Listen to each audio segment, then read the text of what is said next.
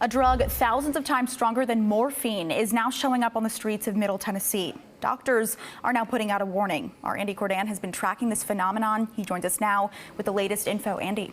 Hey there, you know, they're called nitazenes, a highly potent synthetic opioid that was first developed in the 50s. It was so powerful, so dangerous, it was never approved for use in humans. Now it's back. For years, we've covered the scourge of fentanyl, a synthetic opioid, some 50 times more powerful than morphine. Now imagine a drug 1,000 times more powerful than morphine. It exists, and they're called nitazenes. Nitazenes are synthetic opioids. They are hundreds of times potentially more powerful than fentanyl. The most common form that we're seeing is about 20 times more powerful than fentanyl, but there are many forms, and they are being laced into other drugs right now, and they are an evolving and serious public health threat. Dr. Shravani Durbakala is an associate professor of anesthesiology at Vanderbilt University Medical Center. She tells me that this drug was developed in the 50s, but was considered so dangerous it was discontinued. It was originally developed by a pharmaceutical company that was hopeful to use it clinically.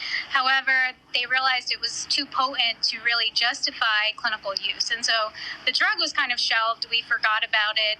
And then in 2018, it started showing up in the drug supply, and we started seeing it in illicit drugs and overdose deaths. According to Dr. Durbakala, the precursors for this drug are produced in China. Then they're cooked up in clandestine labs, distributed throughout the nation, often mixed with other drugs, creating a potentially lethal reaction. Oh, certainly. I mean, the CDC has data. We know that there are deaths. There have been at least 93, if not more, in the state of Tennessee alone. You know, they are getting smarter, and they are creating things that we cannot detect, that are not easily testable. And so we have to stay on top of this so that we don't fall behind the curve, because falling behind the curve means more overdoses, more deaths, and more people who are harmed.